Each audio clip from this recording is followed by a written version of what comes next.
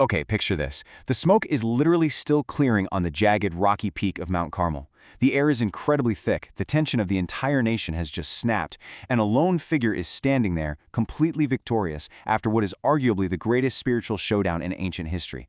Today, we're diving into one of the most fascinating narratives in the biblical text, the story of the prophet Elijah. But listen, this explainer isn't just about a massive, triumphant victory. We're going to take a dynamic, scene-by-scene look at an unbelievable high, followed by a sudden, total collapse under a desert shrub, and the beautifully surprising way God responds to a prophet who has absolutely nothing left in the tank. Now, to really understand the crash, we first have to see the peak. Let's set the stage. Elijah lived around 870 BC, right during the reign of King Ahab and Queen Jezebel. And at this point, the nation of Israel had pretty much completely abandoned the worship of Yahweh for Baal, who is a Canaanite storm god.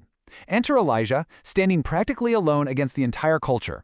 He actually challenges 850 prophets of Baal to a massive contest on Mount Carmel. The rules are simple. Let's see whose God answers with fire.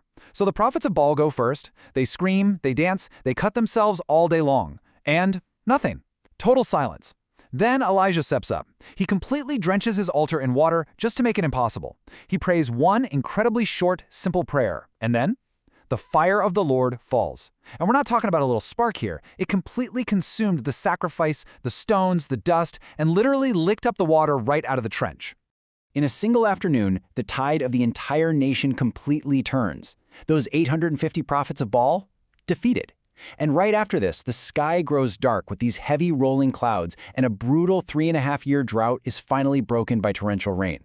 I mean, talk about a good day at work, right? This was, without a doubt, the absolute peak of Elijah's entire ministry.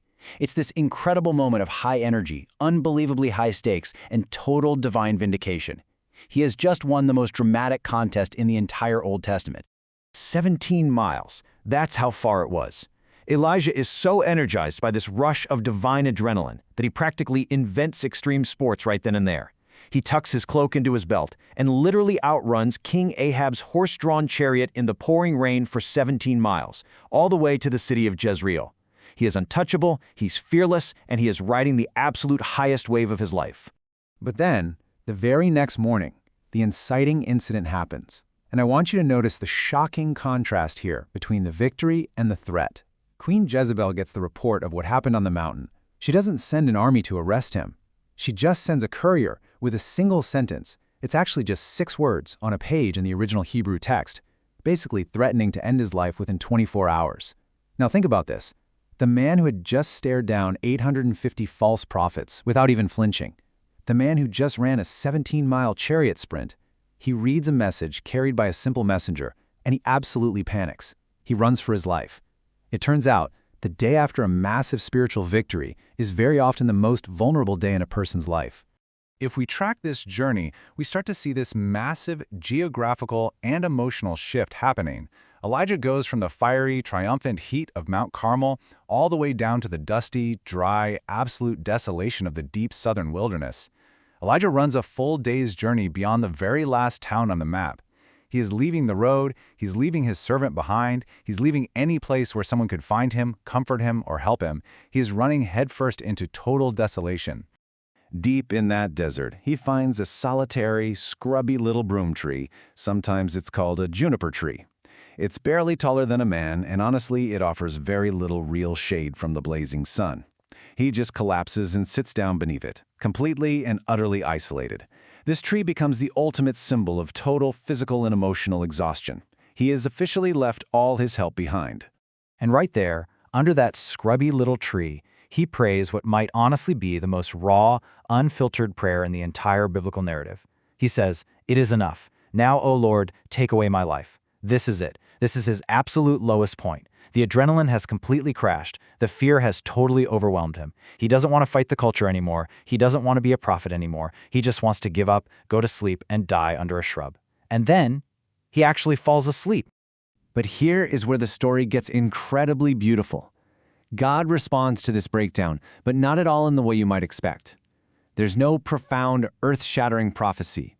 There's no harsh rebuke for his sudden lack of faith after literally calling down fire from the sky the day before. God just sends an angel to make him a hot breakfast. Just bread baked on the coals and water in a jar. There is such a beautiful, methodical grace to this care. The angel doesn't shake him awake, he just gently touches his shoulder. He provides a hot, nourishing meal of bread baked fresh on the coals. Then, and this is absolutely crucial, he just lets the man go back to sleep. Later on, he wakes him up and feeds him a second time, simply telling him the journey ahead is going to be too great for him. Notice what's happening here. God addresses the prophet's profound bodily exhaustion before he ever attempts to address him spiritually. And that simple provision was exactly what he needed. On the supernatural strength of that single angelic meal, Elijah gets up and walks for 40 days and 40 nights, going even deeper into the wilderness. He walks all the way to Mount Horeb, which you might also know as Mount Sinai.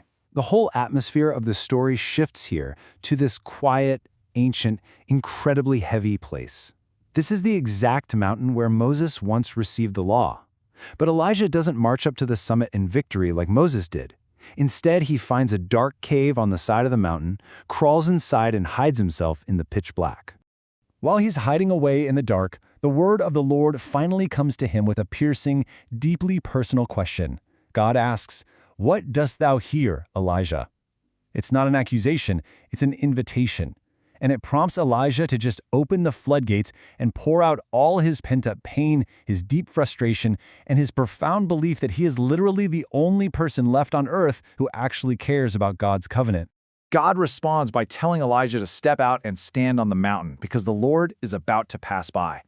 And then the drama absolutely spikes. A massive, rock-breaking, hurricane-force wind tears at the mountain. Then, a violent earthquake shakes the very ground he's standing on. Then, a raging fire sweeps across the peak. These are terrifying, overwhelming displays of raw natural power. But the text goes out of its way to make something explicitly clear. The Lord was not in the wind, he was not in the earthquake, and he was not in the fire. And after the fire comes this. The original Hebrew text uses this incredible phrase, kol demama dakah. It translates so beautifully to a sound of thin silence, or a whisper. I really want you to think about that. The mighty wind, the ground splitting open, the blazing fire. None of those massive, loud, cinematic things moved Elijah out of his hiding place. But this delicate, still, small voice did. When Elijah hears that thin silence, he wraps his face in his mantle, and he finally steps out to the entrance of the cave. So, the absolutely crucial point is what happens next. God asks the exact same question a second time. What dost thou hear, Elijah? The dramatic repetition in the text is fascinating. You see, the question hasn't changed a single bit, but Elijah's posture has completely shifted. The first time he was hiding in the dark, defensive and broken. The second time, he is standing out in the open air, wrapped in his mantle, actively listening to the whisper. Elijah reveals what scholars often call a lonely man theology. It's this flawed perception we all tend to fall into when we are completely burned out. He says, even I alone am left. He honestly, truly believes he is flying solo, the absolute last faithful person alive on the planet. But God counters that with a hidden reality. God says, actually, I have left me 7,000 in Israel. Elijah thought he was entirely alone. God says there's actually a massive resistance of 7,000 others who haven't bowed to Baal. And then comes the recommissioning.